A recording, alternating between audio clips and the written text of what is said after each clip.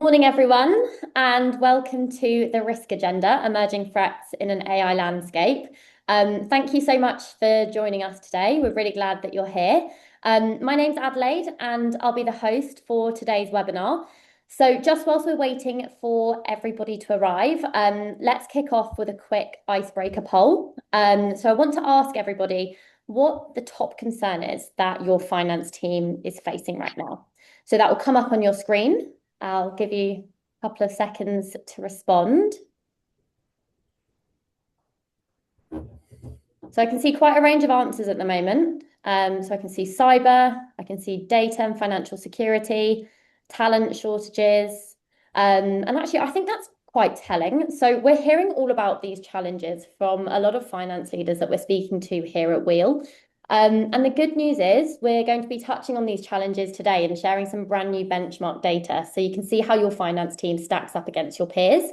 But before we do so, I just want to run through a quick bit of housekeeping. So firstly, the session today is going to run for 45 minutes in total. We'd love for this session to be as interactive as possible. So look, feel free to ask any questions. To do that, there's just a Q&A button at the bottom of your Zoom panel. At the end of the session today, we'll leave about 10 minutes or so that we can answer as many of your questions as possible. And then after the session, we'll make sure that we send you the recording along with a copy of the full report with all the findings that I mentioned today.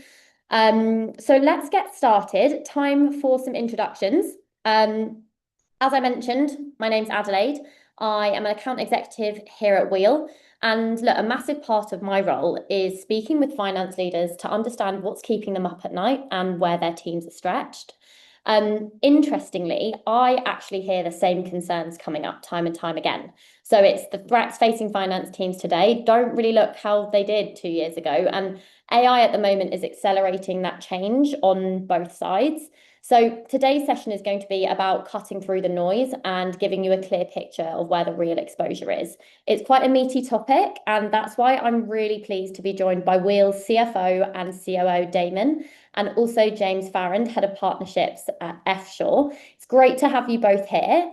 Thank you so much for joining us. Could you please share a little bit more about your experience and your roles? Would love to have a quick introduction to everybody joining us today. Damon, shall I hand to you to start? Oh, Damon, we can't actually hear you, I'm afraid. We'll give you just a second. Perhaps James. Oh, Can you hear me now? yeah, Yes. we can hear you now, Damon. Cool. Well, look, thank you, Adelaide. Delighted to be here alongside James today. So, Damon Honstein, I'm the CFO and COO at Weel.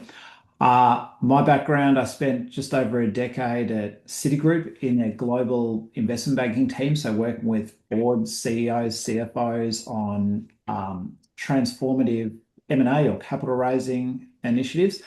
Joined Weel about 4 years ago to help this business scale up and grow to the next level, and have really enjoyed, I guess, the opportunity to keep doing part of what I used to do in my old role, which was talking to finance leaders and helping them think through problems, sharing insights and perspectives that others are kind enough to share with me. So look, my purpose today is really, I hear a lot of things, I see a lot of things, we have access to some really great data at Weel. So hopefully through the course of this discussion, I can just give back some of what others have shared with me and others at Weel and make this interesting. So really looking forward to it, Addie. Great. Thanks so much, Damon.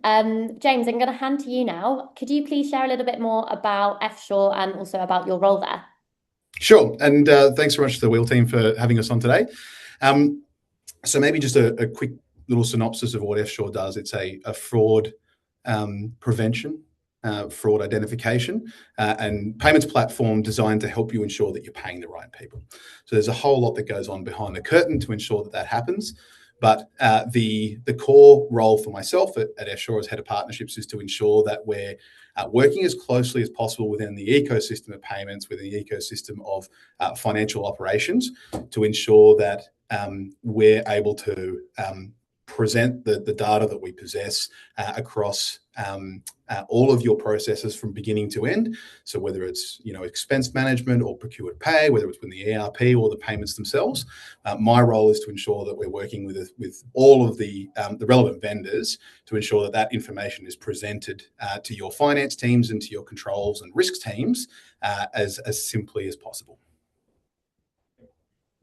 Great. Thank you so much, James.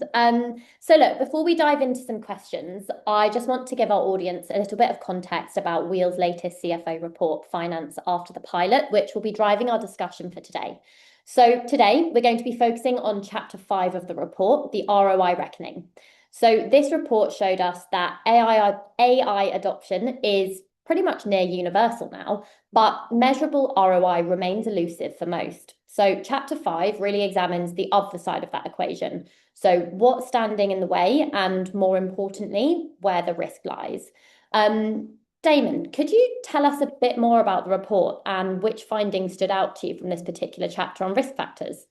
Yes. Well, look, I think this is a really valuable resource that we put together. So as Adelaide said, it's a third year that we've put it together. And I think what's interesting is we've now been talking to finance leaders across Australia and New Zealand for 3 years about similar topics. So one of the more interesting things that comes out of this is just how these trends are evolving over time and what is front of mind for everyone. So we spoke to about just over 250 senior finance leaders. We did that in partnership with YouGov, so pretty robust data set that we're looking at. 2 big things that stood out to us. One is what is front of mind for everyone, and clearly cyber security and data rose right to the top. So cyber security, we had just shy of 50% of people identified this as one of their top risks, and data and financial accuracy not far behind. So I think this is really interesting in the age, the era we find ourselves in, where everyone's super excited about AI and automations and what it may be able to do for their business. But yeah, when you peel the curtain back a little bit and say, well, what is holding you back? What are the things that you're sitting there thinking about? These pieces are right up the top. And I think it has a very practical manifestation that we'll talk about today, because while people are thinking about these and concerned about these things, it then holds them back on their confidence to go forward too quickly with some of the new technologies. So, they are observing all these great things that you can do with the frontier models and the Claude codes and the codexes of the world. But these pieces are still right at the top of their things that they're concerned about. And what in practice that means is then people will go slower in adopting some of these things. So yeah, what James and I tried to talk about today is how are the best teams managing some of these pieces. The other bit I'd just talk about is just this confidence paradox that we talk about it. So we find that almost all finance teams say that they are confident in their team's ability to use AI, but they're still not going forward and adopting it to the level we would expect them to see. And I think this kind of ties back to my earlier point, which is there is people on their own are not enough. You need the tools, you need the infrastructure, you need the support around it. And I think that's how people start to get confidence around the risks that you see at the top of this slide, which is if you've got people that are well trained, but then you've got great infrastructure and systems and controls and platforms around it, that's when the magic really happens and you really start to ride the wave. Great. Thanks, Damon. I'd love to dive into the risk landscape a little bit further. So Damon, the report shows cyber threats are the #1 risk for ANZ finance leaders at 44%, with data accuracy close behind at 38%. So what struck you most about these findings, and why do you think these 2 risks keep appearing together? Yes, I don't think it's a coincidence that you see these 2 risks side by side. I think, weak data, weak governance is both a security problem, and it's part of the reason why people struggle to get to value on this. So it is not, uncommon for us to be out there talking to finance leaders and CFOs, and they will have this example that's like front of mind where there was a transaction that just didn't follow the expected path, and they were the victim of some fraud or some sort of bad behavior. And it doesn't always have to be like a big amount that they lost. The fact that they lost any amount, or the fact that they were close to losing any amount, means that they're alert, alive to the risk of this. And once they're alert to it, they kind of stay alert. And that, what do I mean by that?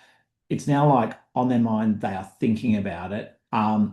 So I think that, to my earlier point, that then is sort of playing on their mind as they're trying to push forward on AI. They're trying to push forward on automation, but they kind of have this in the back of their head that has happened before, and they're like, how do I prevent this happening again?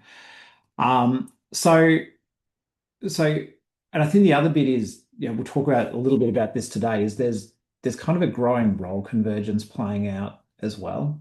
So if you roll back, once upon a time, the CFO role was quite more narrowly defined as like the finance accounting role.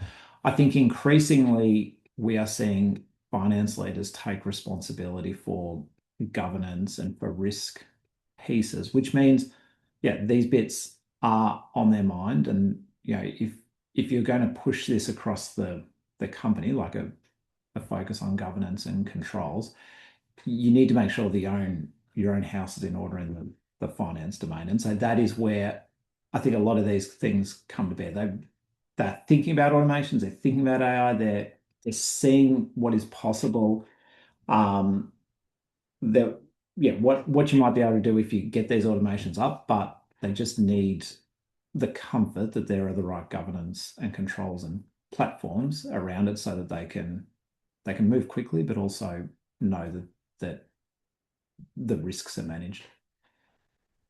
Thanks, Damon. James, I've got one for you actually. So from an Eftsure vantage point, working with finance teams across the ANZ, does this risk data match what you're seeing? And is there anything in the risk landscape that you think isn't getting enough attention right now? Yeah, sure. Thanks, Adelaide. So just to mirror what Damon was saying there, I think there's a lot of sort of unknowns about what AI is capable of doing right now. CFOs, finance teams are still learning what they're able to do themselves. I think part of that fear factor, I was speaking to actually a CFO this morning, who was talking about he was excited about potentially what he was able to do with AI because you can scale success. The problem that he's also worried about there is you're able to scale accidents as well. So there's this concern that, okay, if we get it right, we get it right in a really, really good way. If we get it wrong, we get it wrong in a really bad way. What we're seeing at the moment is that there's a particular group of individuals who are getting it right in a particularly nefarious way. Adelaide, you mentioned earlier about the types of risks that are being seen now and how they're different to 2 years ago. We could sort of talk at length about the types of tools that these individuals are using to create enormous amounts of pitfalls. But if we think about the difference in the what it looks like from an activity perspective for these guys, they almost operated like salespeople. So they were able to track down information on organizations from data leaks. They would then by hand go through and curate this information and create a target list of organizations to attack. There's now agentic AIs that they're able to build, and AIs building AIs so that they're able to curate these lists by the thousands. So where they might have been able to target 20 to 30 people a day, they can now target 20 to 30 people per minute. And so organizations are feeling the pressure. And we've gone from 10 years ago, it was less than 25% of CFOs who had said they'd seen either internal fraud attempts or business email compromise attempts against them to nearly 85% today. And that number stretches pretty well across from SME organisations, mid-market, all the way up to the giant enterprises. There's been some fairly famous ones that have occurred recently, and more that you'll see come up. So I think there's a lot of unknowns for CFOs, and they're still trying to get their head around how can they scale their own success, but at the same time you've then got to turn yourself into a cybersecurity expert and almost sort of a cyber cop to be able to defend yourself against these sorts of individuals at the same time.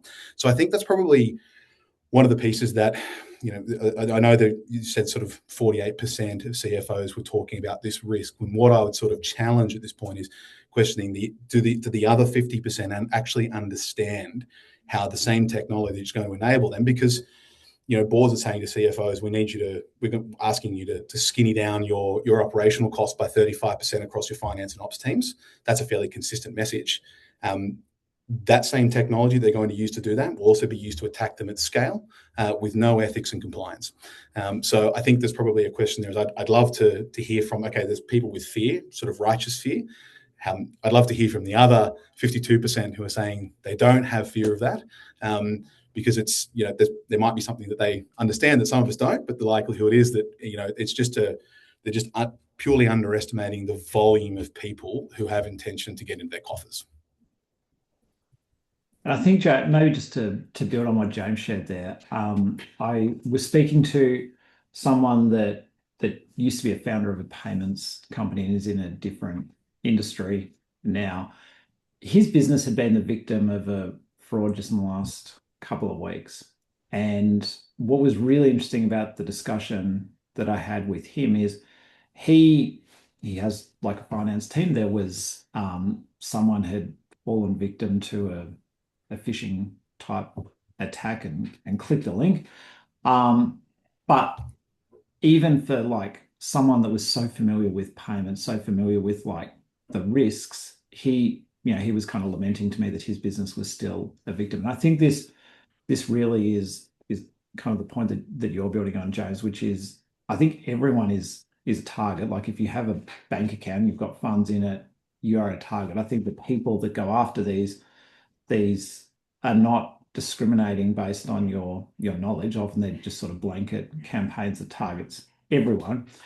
And often it's just an ignorance is bliss scenario where people are just they don't know what they don't know. But if you're in your bad actor seat, you're going after everyone. Absolutely. And organizations, we tend to categorize organizations into three categories. So there's the passive mindset, those who are of the belief that it won't happen to them. And I'd say, in the 90s, in the early 2000s, that's probably true, because anyone who wanted to steal money was usually taking a shotgun to a bank, and that's how they stole it. And the fraudsters, they've moved on from organized crime on the streets to organized crime on the internet. So that's the way they steal from banks, and they steal from people now. The second category is those who are in a defensive mindset. And the defensive mindset is, an organization who sees risk as a set of standards or compliance that they need to meet. And so that's in a better category to be in. And then you've got the third category, which is the attackers, and the attacker mindset of those who put themselves in the mindset of people who would do damage to your organization and attempt to steal your money or redirect your payments. And so those are the people who are happy to have a high shame threshold, leave the ego at the door and look at their processes, look at their controls and say, if I was going to get into this, how would I do it? Versus, do I meet the standards? So yes, you do want to be in one of those categories, or at least one of those two categories. But it's interesting, Damon, that you sort of raised that point. At least these in the defensive category, and hopefully sort of stretch across to the attack category at some point. James, you referenced how the attacks, I suppose, have changed or advanced more recently. So if we're thinking from a finance team's perspective, they're exposed to payment fraud or supplier impersonation. What does that actually look like in practice? And can you maybe walk us through what a typical attack would look like? Yeah, so you may not even know that they've occurred, which is the kind of scary part, right? Now, the attacks themselves, so a business email compromise attack has improved somewhat over the last 10 years, but the essence of it is still the same. And typically it begins with an email. So someone looking to access the systems of one of your vendors. So even if you've got a fantastic set of controls and cybersecurity around your organization. It was the chief risk officer of Microsoft who said everyone has got someone in their company who'll click on something at least once. And the issue here is that you can't control what your vendors click on. So as soon as they're compromised, what happens at that stage is they start then trying to redirect payments from you, from legitimate payments to themselves. The way that used to occur is that they would get a hold of one of your vendor's invoices and attempt to modify it using Photoshop and whatever else they can get. Now, that takes a lot of time. What you've got now is these software programs, AI programs like business invoice swapper that they can install on up to sort of 30 to 40,000 machines, only cost 10,000 USD, and they can buy it very, very easily online. So that means they go from someone with Photoshop who has to sit there and change all the details to an AI machine learning platform that's able to ingest thousands upon thousands of invoices and copy them to look exceptionally accurate. Now, what we're doing here, the issue for this is that we're not attacking one business a day, we're attacking 3,000 businesses a day. So the actual BEC, business email compromise, looks similar. So you'll get that email, and then they're looking to go through a process. They're looking to try and push their way through a process as awkwardly as possible. Damon mentioned before, the CFO, that something didn't look right. That's typically what will happen. So they'll apply pressure, they'll use false urgency, and they'll try to, not typically bully, but they're looking for ways to move an invoice or to move a payment outside of its normal process. As soon as it's outside of its normal process, it's far more likely to slip through your controls. So they are getting much better at those. There was another example recently which they're starting to use that might not involve business email compromise, but it certainly involves impersonating people internally. So whether they're trying to redirect payments or put through false expenses, there's a whole range of different things that they can do, even changing payroll details. They're able now to obviously fake voice, fake video, and do both at the same time. There was a poor, unfortunate gentleman in Hong Kong about 12 months ago who was on a call with supposedly with CFO and 9 other of his colleagues, and paid $25 million of invoices on that approval. Unfortunately, those went to the wrong people. So there was an enormous amount of recoveries work involved. I think they pulled back about half of it, but convincing enough that they unfortunately got this young gentleman in AP to make payments for up to $25 million. That's how confident he was in what he was seeing in front of him. So I know it's an old KGB saying of trust but verify, and you need to be constantly verifying what you're seeing and what you're hearing for a good reason. And it's unfortunate that we're in that reality, but it is the reality that we're in. And maybe just to build on that, like it's actually not that hard to often put these pieces together. And I think AI just makes a lot of these things just easier to do at scale. So if you were looking at an organization, figuring out who the decision makers are and their name and their title is pretty easy these days. Like you would be hard pressed to find a business where most of the executives or all of the executives don't have a LinkedIn profile that is public, that has their title. You can usually use public data sources to get the emails for each of those people, like the text, the email. And you can often get a sense of their writing style. Like a lot of them have probably posted something on LinkedIn or given some quote. So you can start to get a sense of their writing style. Even in the seat that I sit in, I would regularly get emails purporting to be from our CEO, from a board member, often from like a Gmail account, purporting to be their personal account, saying, Damon, could you please make this payment urgently? I didn't have time to go through the normal channel, or I didn't have time to write it up. And most of the time Google will flag it as spam, and most of the time it ends up in the right spot, which is quarantined. But I will get probably one a quarter that does slip through, that does look legit. And I probably spend a lot of time thinking about this and talking about this, but I have a look at those and I think, geez, if they went to other people in the organization, it only takes one click, and money's gone out the wrong part of the organization. Yeah, we had an example recently of that. Was only picked up because they didn't accurately imitate the CFO, where payments were going out, but they were actually had access to the CFO's email account. And were sending emails from him while he was on leave. Unfortunately, for whoever had access to it, they didn't realise that the CFO was a very short and gruff individual who used to just answer yes and no to everything. And so when he sent a very polite email asking for a certain amount of payments to be paid or approving them, they realised very quickly that it probably wasn't him on the other end of the keyboard, because it wasn't yes, no, maybe. But that's not a control. That's not a standard to live by. Yeah. So. Yes, and they, sometimes it's not even, a Gmail account or some sort of, very like Microsoft with a one that they're using. There is numerous occasions where those frauds happen internally because someone's been sitting and has access. There was a Metcast franchise not long ago that had someone sitting on their system for 18 months before they redirected $250,000. And they did that through using access to internal emails and waiting for people to be on leave. So yes, it absolutely can happen. And unfortunately, the best of processes, the best of relationships sometimes still don't catch those. Sorry, my last point on this, James, is usually the way I can detect it is there's usually like some spelling or grammar mistakes. And actually, it still surprised me in this age of like language models being available that the bad actors still have spelling mistakes in it. But I feel like that is only a matter of time. Like it would, the technology is there. It wouldn't take much to actually just run it through ChatGPT or Claude and get the spelling mistakes fixed up. And at that point, your ability to like detect it gets a lot harder. Yep, absolutely.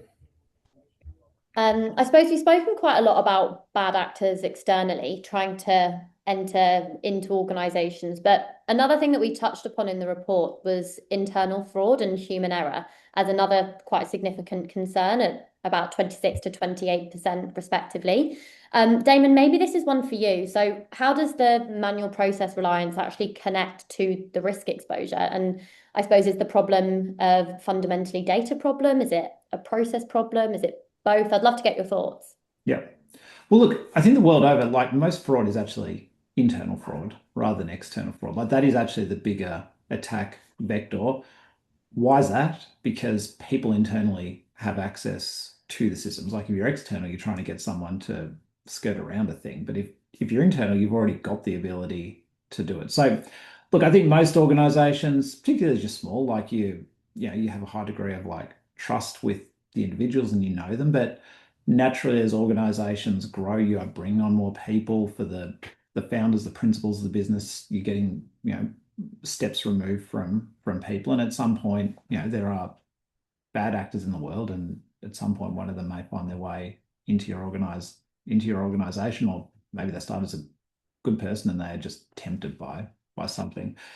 So, what does that mean? How should you think about that? Well, you obviously need to give people trust to get work done, and you don't have time to review everything.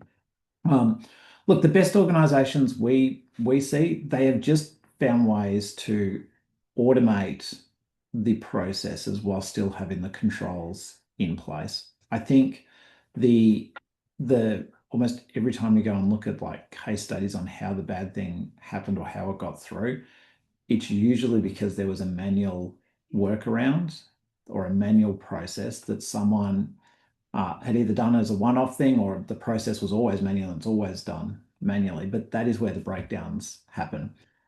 And why is that? Because usually when it's manual, people convince themselves it doesn't need to have the checks, the balances, because it's a manual, it's the ad hoc thing that sits outside of it. When we look at businesses that have got it automated, that have the controls in place, their design of that process almost always involves some sort of audit trail, or they're thought through like, how can I get two people to have eyes on this, or how do I have two to sign?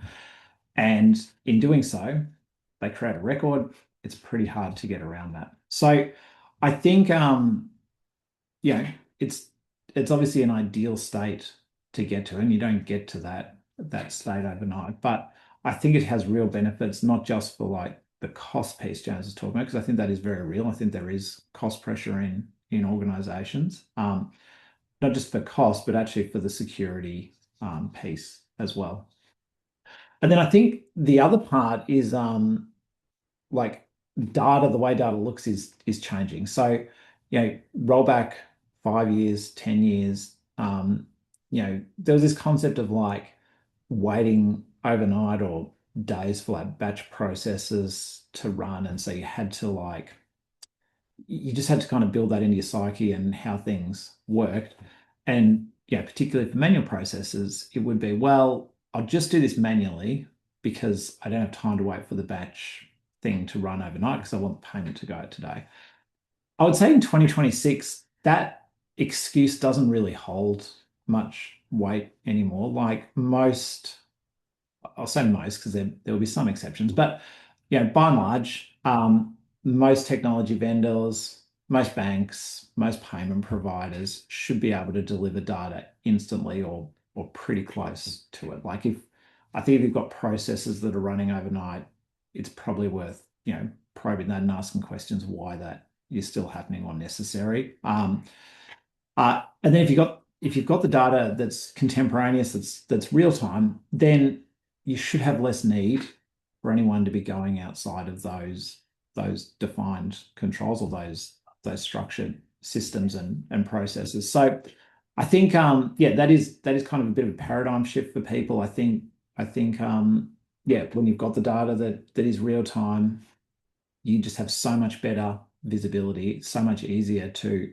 see the bad things happening in real time or detect them or find them within a window that you can do something about it. So yeah, I think that would be one tip for anyone if you've got things that are still running on like batch processes that you're waiting for, I would be zeroing in on that and asking the questions of your bank, your supplier, whoever it is, as to why it's not happening instantly. Yeah, thank you, Damon. And I suppose for our audience that's with us today thinking, right, well, what are the leading finance teams doing differently right now? James, maybe one for you. I'd love to understand actually, what does a well-protected finance team actually look like? Yeah. Sorry, good question. Apologies, my throat. So I think a well-protected finance team, what it looks like, is more about culture, more about culture than its presentation, right? So you think about the speed. I'm sure Damon can attest to this, and I'm sure he will. But we talked before about the sort of defender and attacker mindsets, the comparisons. The passive one, pretending that it's not going to happen. That's just a disaster waiting to happen. Then you've got, I think, the great category, which is your attacker mindset, and your okay to good category, which is your defensive mindset. And that defensive mindset is one with making sure that you just meet the standards. What does a good finance team look like? A good finance team looks like a team with a culture of constant review, constant openness to change and development. So if we look at what AI was capable, so I'll take away the nefarious piece for a second. I'm not sure if anyone remembers the Will Smith video eating spaghetti coming out 2 years ago. It looked absolutely hilarious, right? AI generated this video of a guy whose hands are going everywhere. He had 4 or 5 hands at one point, and his face turns and does all sorts of things. It looks completely unnatural. Compare that to what any of the AI programs are capable of building just 2 years later, maybe 3 years later, is absolutely insane. So you take that progression over a short space of time, now apply that over a decade, and how it's going to compound and essentially hockey stick. So what you're never going to get to is a stage where you can be happy with your protections, with your controls, because that hockey stick of development of all the tools available to whatever's available to you is available to them, and probably worse. You're going to have to think about culture just as much as you're going to have to think about your controls.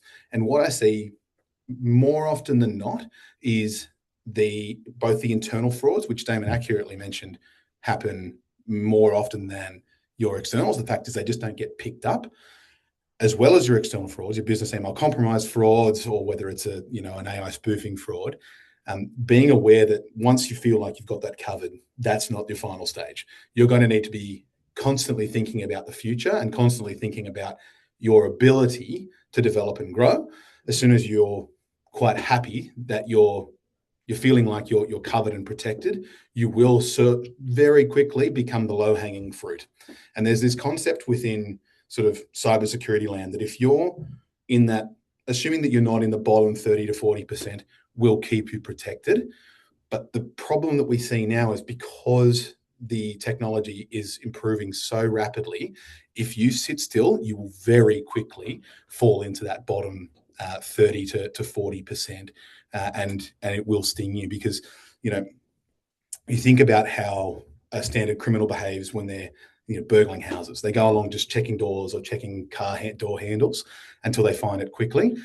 Now think about, rather than one person doing that, you've now got hundreds or thousands going along checking doors. They're going to find the open doors very, very rapidly, and they will find the easiest ones to open. So I think that's probably, from our perspective, there's all sorts of technology, there's all sorts of process improvements that you can constantly be working on, but it's going to be about culture, and it's going to be about, from my perspective, what I call, as I said, that high shame threshold, allowing people within the organisation to come to you as finance leaders to say, hey, I think I'm seeing a gap here.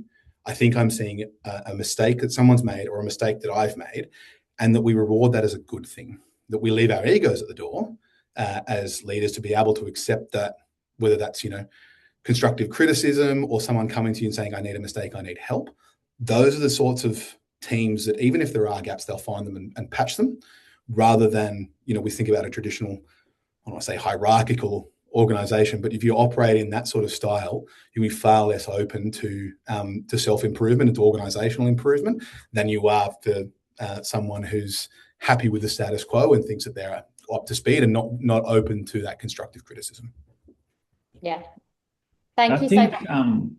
I was going to say, Addie, I think that cultural point is so important, and particularly for smaller businesses at the smaller end. So you can spend a lot of money putting in systems and controls, but for a lot of smaller organizations, you're never going to have the ability to resource it to catch everything. So actually, if you can get the right cultural setting in place, that is the most powerful thing. And that also includes other people being able to be like the eyes and ears for you as the CFO on what may not look proper, because you may not have time to look at every single transaction going through the organization or be across every discussion or piece that's happening. But if as a leader you've set the right cultural expectations and driven what's important through the organization, everyone else kind of becomes the eyes and ears for you, and you can kind of multiply your impact in a big way without spending a lot of money.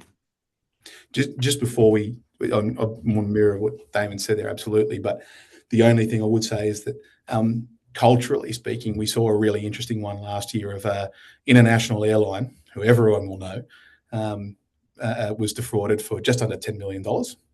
Most of that was recovered, but it was a cultural issue that caused the problem, because the person who had invaded their vendors' systems, which was also a very, very recognizable brand, was applying pressure to a particular person within this airline, who then essentially, I don't want to say bullied, but pushed their way through to having a near $10 million invoice being paid. Had the culture within the organization allowed people in positions without power to say no, they certainly would not have had to engage cybersecurity recovery consultants to correct that mistake for them. So, I think the risk for the SMEs is definitely worse, because they can't afford the controls that these globals can afford. But that culture, we see it at every end of the spectrum, right? Like, bad culture or lackluster culture exists whether you've got a finance team of 4 people or whether you've got a top finance team of 400. And I think we, especially in those larger organizations, it just tends to get lost at sea a bit, and we just accept it as the status quo. Thanks so much, James, and also Damon, for your insights there. Conscious of timing, we're almost at time now. There are a couple of questions in the Q&A box. So look, let's try and get through a couple of them. And if we can't get through to all of them, what we'll make sure we do is we reach out to you via email after the webinar today. Or I can give you a call personally, totally up to you. But the one that's standing out at the top here is, how do Weel and Eftsure work together? Damon, maybe one for you? Yeah, happy to take that one. So look, I think the two systems are very complementary and kind of orchestrate and control different parts of your process. And maybe I'll touch on Wheel first, and our part. So look, what do we do? I think our part is governance and controls around the who has ability to spend money in the organization. So the Wheel model, maybe just a quick recap, we are a spend management platform. So we enable businesses to empower employees to make spend on both cards and on AP, accounts payable and reimbursements. And we do that by giving each person defined spending limits. So an individual in the organization has a certain amount they can spend. They might top that up, but each piece of money that goes out of the organization has either come from an initial budget or spend limit that's been configured or a specific invoice that has been approved to be paid by the finance leader. So each bit of money kind of has an audit trail in that sense back to who authorized it to go out in the first place. And then so that's getting the money out in the first place. Once the money is spent, the second piece is the ability to reconcile it and get the data instantly. So you go out and make a card transaction, you that will be visible immediately to everyone with access in the organization on the transaction ledger. You get the metadata back from Visa in our case that says where the money was spent, and then the individual will also upload a receipt. It's very hard in that model to fake it, because even if you can use AI to go and create a fake receipt, which, let's be honest, is possible, you can't fake the data that's coming through from the FBOS terminal that describes the organization, like where the money was actually spent. So that's kind of the piece we are focused on. And then James, I'll let you perhaps talk about where you fit into the mix around bank transfers and bank payments. Yep. Thanks, Damon. So where we fit into the mix is so not on the card payment side, but typically on purchasing where an invoice is used, which goes through your typical sort of AP processes. So what we tend to find is that the way that organizations will use us is plugged in directly over purchasing to verify invoices when they come in. So what we find is that about sort of 25% of data that sits within an ERP is bad data, and that comes in from invoices, or there's duplicates, or about 1% typically tends to be fraudulent, which is an enormous amount when you think about it. So we verify at that stage. So that's to ensure that all the data that goes into your system is good, it's accurate, it's verified by Eftsure and guaranteed by Eftsure, so that you can take that essentially to the bank, excuse the pun, take that to the bank that you're going to be making the payments to the right people when it does flow down that process. We then verify again when the payment run is created within your ERP. So whether you're using NetSuite or whether you're using Microsoft D365, and then the payment again, whether you're using straight through processing, which is the most secure way to make that. If you're not currently doing straight through processing, I'd strongly encourage you to do that. And then again, if you're not using STP, we can then verify once you're in the bank portal as well. So we're just ensuring constantly throughout the payment process, from the time that one of your employees spends money or agrees to spend money through to the point when you pay that money, that no one is able to intercept during that process to change details and have you pay the wrong people. Great. Thank you so much, both. Conscious of timing, any remaining questions, we will definitely get back to you via email by the end of this week. But just before we close, I want to quickly launch a poll. So if today's session resonated with you and you'd like to hear more from either Weel and or Eftsure, then do let us know in the poll that I'm going to launch now. I'll give you just a minute to respond. It should hopefully have popped up on your screen. And look, just whilst you're answering that, I wanted to say a massive thank you both to James and also to Damon for joining us today. And obviously as well also to our audience. Thank you so much for tuning in. We really hope that today's session has given you some insight into the risks that finance teams are facing and actually how they can better protect themselves. So if you've got any questions or would like us to get in touch afterwards, please do let us know. And then just a final reminder, keep an eye out on your inbox. You will receive the recording and a copy of the full 2026 CFO report shortly. And I think that's it, unless Damon and James, you've got anything else that you'd like to add? No, I just want to say thank you very much for having me on, guys. It's a pleasure as usual, and we hope to be on and join you again shortly. Brilliant. Perfect. Likewise, very happy to be here. Yeah, reach out if anyone has any questions. James, myself, Addy, love talking about this stuff and happy to share anything that you have follow-ups on. Perfect. Well, look, thank you all so much and have a wonderful rest of your day.